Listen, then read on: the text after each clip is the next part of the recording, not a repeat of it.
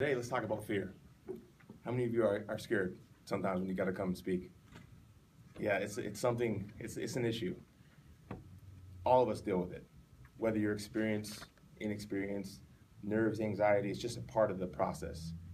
But the people that have a little bit more experience, they're not only able to use fear and hide it and mask it, but they're able to use it to intensify the presentation, to actually add power and intensity to the speech.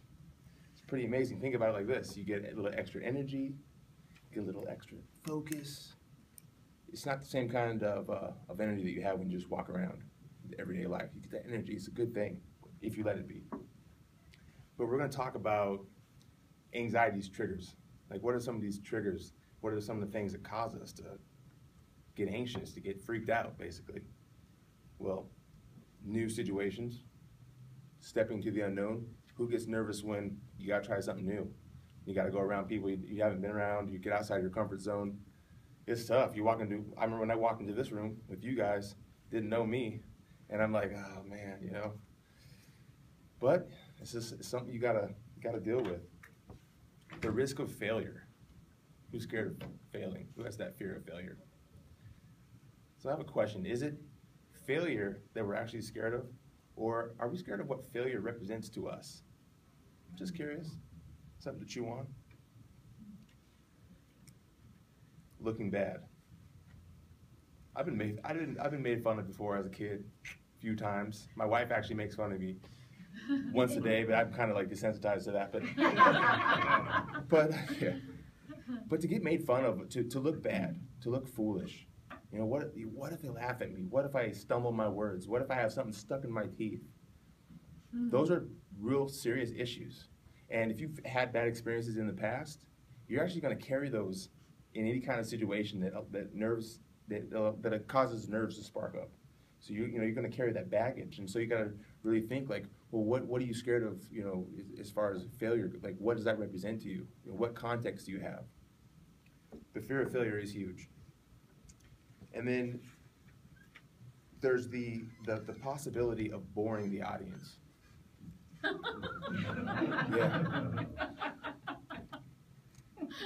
And then the possibility or not delivering quality content.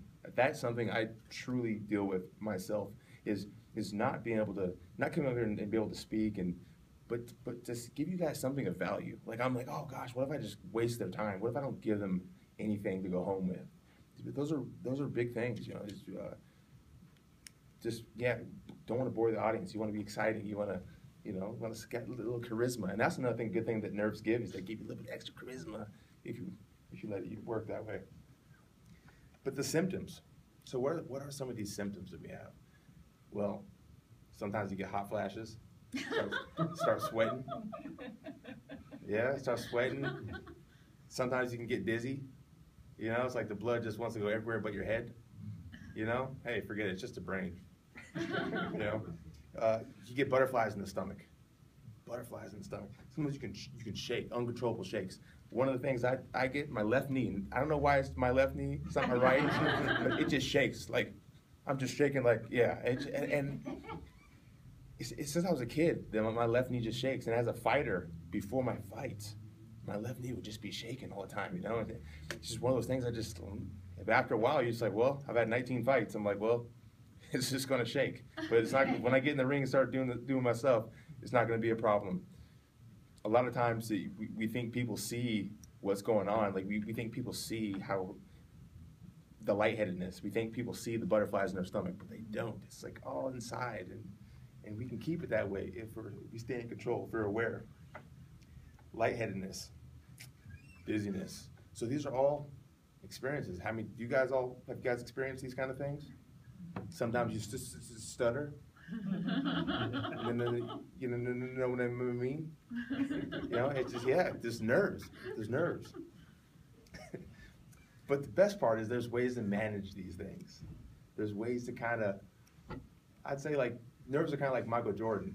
You can't really stop them, but you can't contain them. You do what you got to do. Hey, he's probably going to make a few shots, but you can just contain him. Don't try to stop him. But one of the best ways, I think, to deal with nerves is practice, is experience. Joe Louis is one of the best boxers of all time. Guys like Joe Louis, Joe Frazier, Muhammad Ali, these guys will all tell you that it's the practice that creates the habits. Because when you're in a nervous situation, when you're in a fight, it's just reflex. You're just reacting, and you react the way that you're trained. You react by your habits. And so by practicing something over and over and over, like whether you're in front of your friends, family, you have a speech, say it as much as you can. Film yourself. I remember there was a speech I did, Teresa. I did a speech, the model speaker for the competition, and I did it, was that on Skype? No, it was FaceTime? FaceTime. Yeah, we FaceTime a speech. Vina avoided me, but it's okay though, because she didn't want to, she was one of the evaluators. But preparation, it gives you a type of confidence. It's not going to completely take away the anxiety of actually being up here, but it's a way to prepare. And then when you're dealing with preparing, another thing is visualization. Now this is really cool. So when you visualize something, your brain does not know that. When you vividly imagine something, your brain stores it as a memory. A memory. Your brain, your nervous system does not know the difference between that being a memory and it really happening. So, your subconscious, it's huge. So why not create a good memory before you get up there? Like, why not create a good memory of success before you speak in front of this group or before you perform? In boxing, I'm going to use a lot of things in boxing because this is what I know. But I had to go because look, fighting's scary. You know what I mean? It's scary. You're going into harm's way in a sense, and so I had to create powerful emotions that would enforce what I want rather than just deplete me. I had to see myself being victorious. I had to see my hands raised. It's the same thing with speaking. You can come in here and you can just imagine. You walk into the room. You know who's going to be there. You know what the room looks like. But imagine the smell of the room. Imagine the sound of the people. Maybe it's a big giant crowd. Maybe you're speaking in the stadium. What does it sound like? What does it feel like? You're walking up. Just really feel like you can even close your eyes and just kind of mimic everything. You walk up and you shake the person's hand. And you just look at everybody and you smile. You look down. You take a couple deep breaths. You say everything that you intend to say perfectly. You don't just stutter. You don't forget your lines. And at the very end, you make sure you feel the warmth inside. You feel that success. You feel how good that feels. And you create that vivid memory. Very easy. A lot of us do. We have the ability to really create some stimulating memories by vividly imagining things. And it's important that we don't use them, that we use them in all circumstances of life, not just certain circumstances. Relaxation. Who experiences tight muscles? Some people carry the stress in their shoulders, their gut. Some people carry it in their hips. I'm really one of these kind of people. Like, I will just really tighten myself up. It just happens like right back here. I just get these knots when I'm stressed out. But there's ways that we can deal with that as well. Isometric flexing is basically when you tighten the muscle just right there. You don't contract it, you don't extend it, you just tighten it right there, and then you release it. So say you got a tight quad, and you want to just release some tension. You flex that quad for a couple of seconds, and then you just release it. It's like, whoa. That's a really good way to get rid of some of that stress. Other things is just kind of get up and just kind of move around. Just, don't be so stiff. You can be sitting down and just, oh, my speech is coming up. Oh my goodness. But get up and just get some circulation going. Also, another thing is diaphragm breathing. When you breathe in the diaphragm, you actually get more air in.